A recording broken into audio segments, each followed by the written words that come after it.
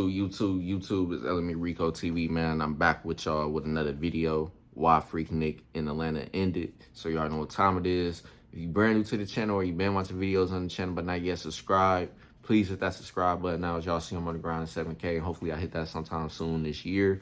Also, don't forget to tell your family and friends about the channel as well, and hopefully they become supporters of the channel. Also, make sure you guys all don't forget to smash that like button and comment on the video to help the video get recommended to a larger audience of people and hopefully bring new supporters to the channel as well. Also, don't forget to turn on post notifications so you guys get notified when I drop new videos, and be sure you don't miss out on new videos. Check out the channel every single day. Also, don't forget to add and follow me on social media. All my social media platforms are listed down below in the description box as well as throughout the video, so you guys shouldn't have a hard time at all finding me on social media. That said, though, man, before we even get started, now I know about Freaknik, but other than that, I kind of didn't really find out why exactly it ended, but I feel like I know exactly why it ended, just because of all the things that was going on there and stuff, and just based off of the things I even saw throughout shows and stuff like that. I think I even saw a little bit of footage from around that time when they was having Freaknik and shit like that, so you can basically kind of tell of why it may have ended and shit like that. But other than that, I'm pretty sure this video is going to go in more detail. So with that said, we're going to go ahead and start the stream record. That started and starting the vid now. Let's set the scene. Atlanta, Georgia, 1995.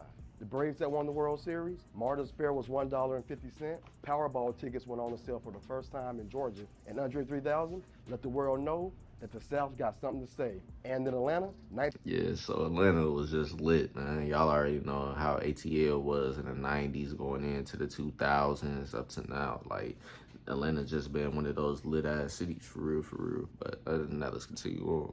1995 also marked the beginning of the end of the phenomenon known as Freaknik. During a time where news spread through the word of mouth rather than social media, and there were no camera phones, only camcorders, black students of the Atlanta University Center, or the AUC, curated one of the biggest, raunchiest, most out-of-control spring break festivals the culture has seen to this day. Think hundreds of thousands of black people cruising through the gridlocked streets of Atlanta in the flyest cars with the best sound systems blasting Goody Mob, 2 Live Crew, and Adina Howard. Killer Mike described it as an unorganized Mardi Gras of sorts that was all about showing your car, your girls showing off their bodies, and dudes showing their gold. Think rump shaking, cat calling, drinking, dancing, big college fun. It was way more than a party. It took over the entire city. Freaknik was larger than life, but it didn't start out that way. Here's what happened to Freaknik. In 1983, the AUC, not unlike other black colleges, was home to different state clubs that included students with coming home states. 6 members of the Washington, D.C. Metro Club, including then Spelman College freshman Sharon Toomer, effectively came together to plan the first ever Freaknik. Also, I like how they going into detail too about like pretty much how it really got started and stuff, because I didn't really hear about the real startment of it and how it became what it was and stuff, etc., etc. So like pretty much who was the people that came up with it and how they executed making it happen and stuff like that. But other than that, let's continue on. It was a small picnic for students who were stuck on campus during spring break. One of the organizers, Rico Brown, combined freak with picnic to get Freaknik, inspired by the popular dance, The Freak. Hosted no more than 60 students, the first Freaknik was held in Piedmont Park, which at the time was basically a shabby lot with a picnic area. Toomer recalls the picnic being centered around camaraderie, party, and music. Freaknik became an annual event, and each year it grew. Atlanta became the place to be for black college spring break. With the mention in Spike Lee's 1988 film, School Days, Freaknik started to gain national attention. Eventually, students from all over the country were road tripping to Atlanta for the festivities. They appreciated Atlanta for having a space enriched with black culture for students to kick back and let go of their scholarly responsibilities. Over the years, Freaknik moved from park to accommodate the growing number of attendees. The name Freaknik was then trademarked. You just knew, like, once everybody kept talking about it and telling people that's new coming in and stuff about it and shit like that, that it was ultimately possibly going to grow into something insane, for real, for real. But other than that, y'all already see what's going on, so y'all see how it turned out. But that said, let's continue on. And officially spelling became Freaknik with a K instead of a C. Freaknik was no longer an intimate picnic. It was now a huge college festival. As the 90s approached and Freaknik opened the doors to non-AUC students and non-students altogether, that's exactly where everything went wrong. Y'all now went from just college students to now anybody that's not even a college student can come. So it's like now you inviting people from all over to be able to come to this event. So yeah, they definitely got out of control. You already know they did. Instead of a C. Freaknik was no longer an intimate picnic. It was now a huge college festival. As the 90s approached and Freaknik opened the doors to non-AUC students and non-students altogether, the chaos that followed would ultimately end Freaknik for good. 1993 was the year things got real. Over 100,000 students, locals, and folks just looking for a good time found themselves in the heart of Atlanta. Freaknik had expanded into weekends of parties, concerts, and other events around the city.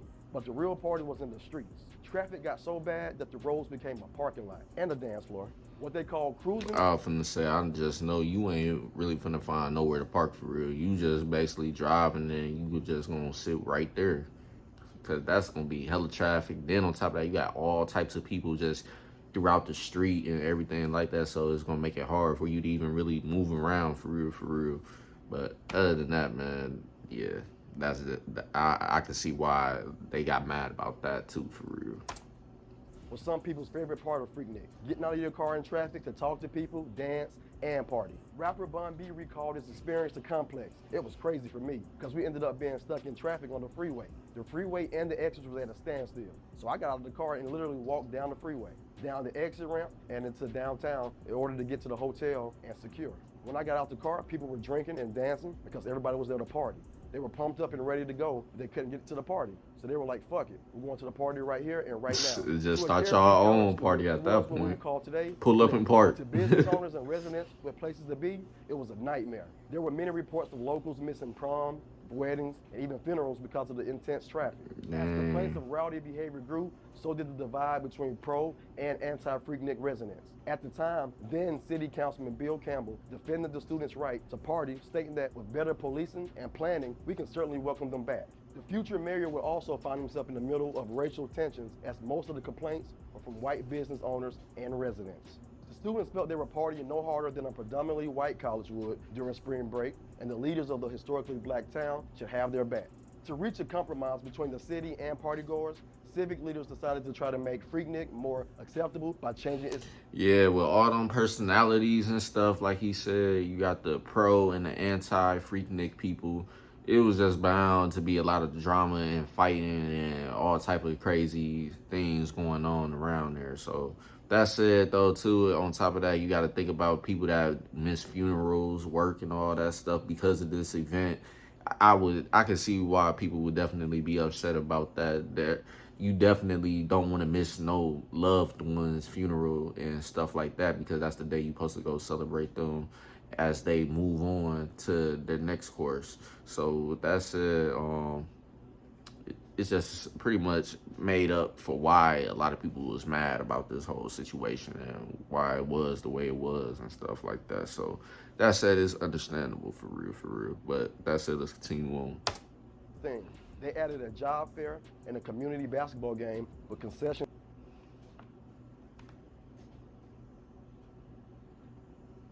of racial tensions, as most of the complaints were from white business owners and residents. The students felt they were partying no harder than a predominantly white college would during spring break, and the leaders of the historically black town should have their back.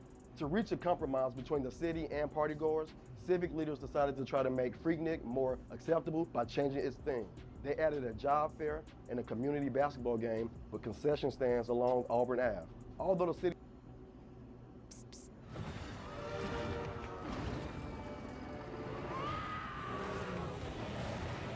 With Flonase, allergies don't have to be scary. Spraying Flonase daily gives you long-lasting, non-drowsy relief. Psst, psst. Flonase, all good.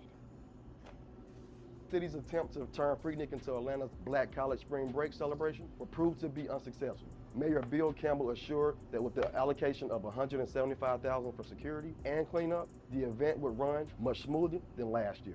Freaknik 1994 brought double the amount of participants it did the last year. 200,000 people gathered from all over the nation. And then it's just doubled pretty much at that point. You got close to pretty much 250,000 people there. Tough. And even Canada. As the crowds grew, the real freaks began to emerge. The partying got even crazier. Non-students had turned Freaknik into a place they ignore their morals and do any and everything they want. Things that normally happen in strip clubs spilled into the streets. Men were fondling women at every turn with or without consent. Uncle Luke was known as the king of Freaknik. Yeah, and see, when you got people doing that, doing stuff that's with non-consent, then now it's definitely a big ass problem too with that. So other than that, overall, no matter how you feel about it, I feel like the reasons of why they had to stop doing Freaknik was valid. You got non-consent events taking place and stuff going on. Then on top of that, people missing funerals, missing work.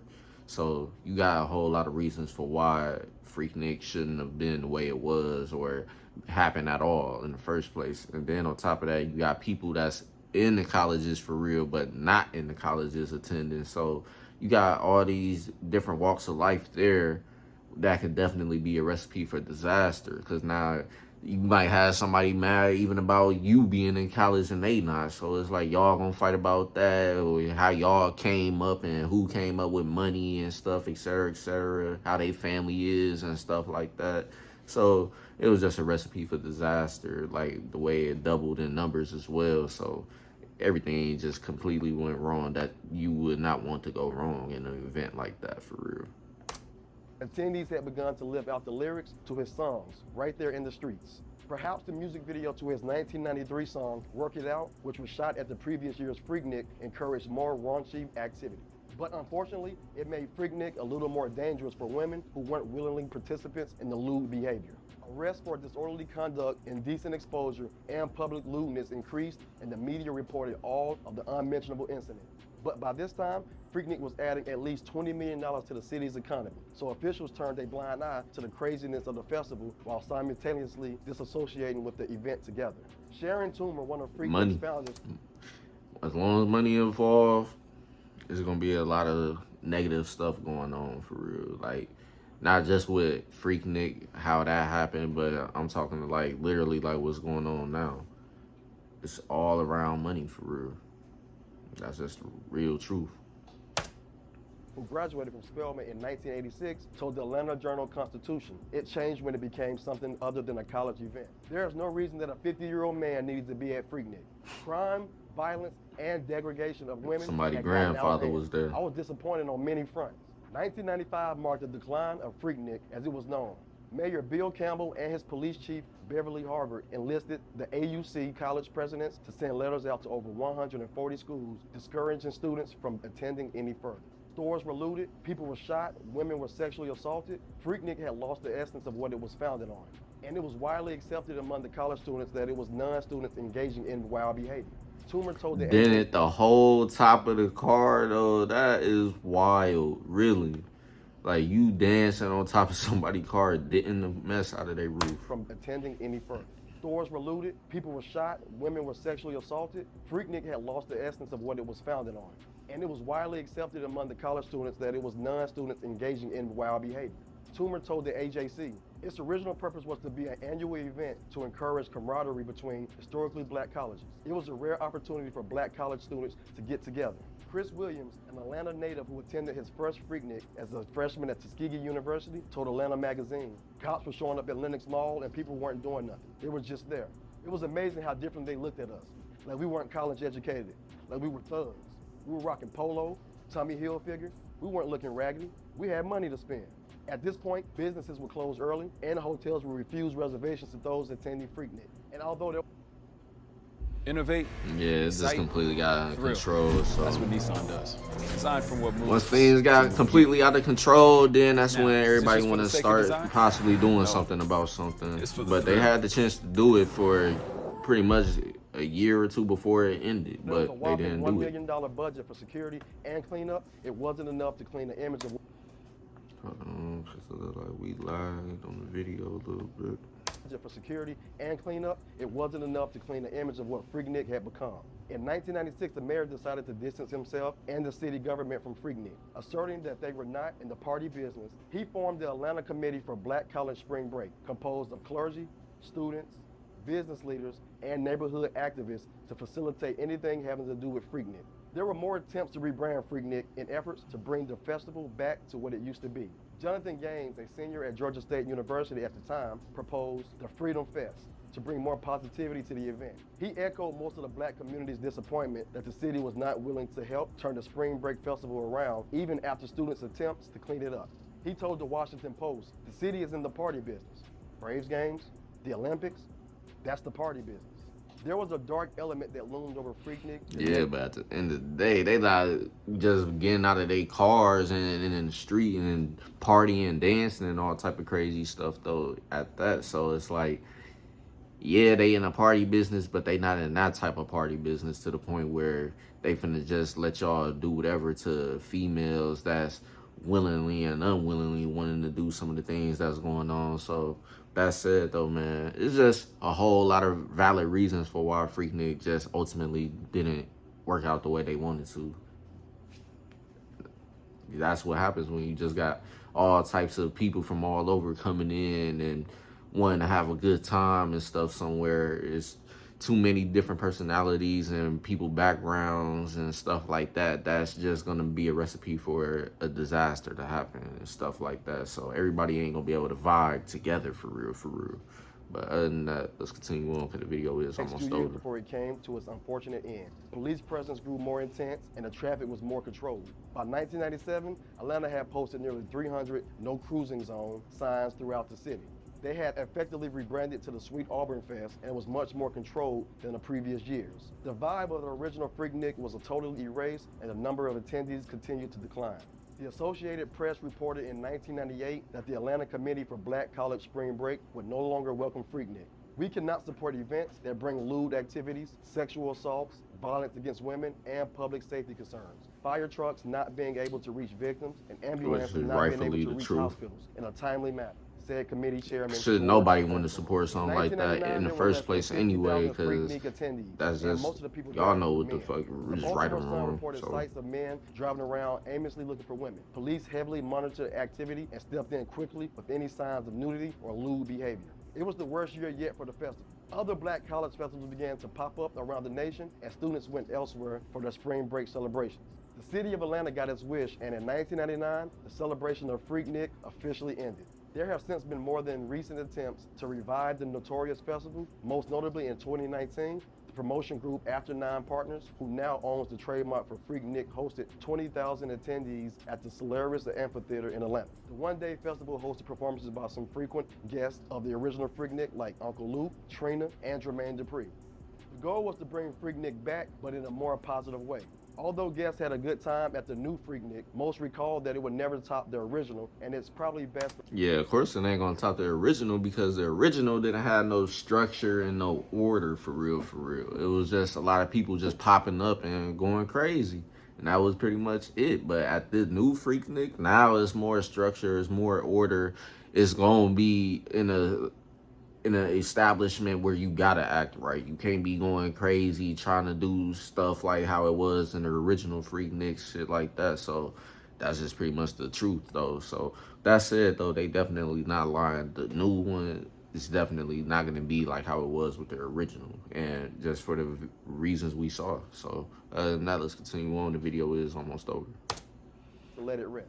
Celebrities have paid homage to the festival with Freaknik-themed parties, and T-Pain even produced Freaknik, the musical and animated TV special based on the infamous. I ain't gonna lie, he snapped on that though. Network. Freaknik was so prominent, it had a different world characters, Whitley and Freddie, ready to risk it all to attend. And all the way in Los Angeles, Anthony Anderson's character Dre in Blackish recalled while sharing a college anecdote with his kids that what's happened at Freaknik stays at Freaknik. What made this festival so special, you will have to have experience to understand. Most people, especially Atlanta natives and HBCU alumni, prefer to remember Freaknik for what it was intended to be. The celebration of beautiful black educated people coming together in fun, music, and fellowship. It will forever be known as one of the biggest black college festivals ever, and its culturally impact will always live on. Stay up to date with the latest news in comedy, sports, and music by subscribing here to our YouTube channel. Follow Hype Plus across all social media and look out for original content on our new streaming service.